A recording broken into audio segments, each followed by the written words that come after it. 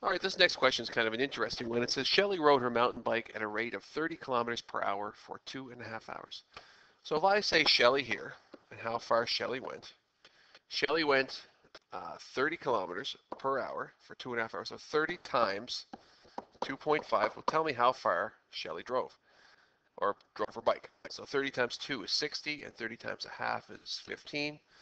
So without a calculator, I know that Shelley drove 75 kilometers for a rate of 2.5 hours. That's her rate of speed. She went 75 kilometers for 2.5 hours. Okay. Now, if we look at Josh is going to be a little bit more complicated. He went 35 kilometers per hour for 1 hour.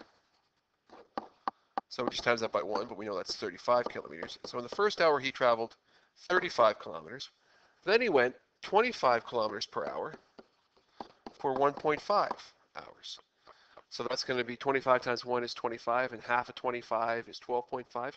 So he went 37.5 kilometers in that second hour and a half.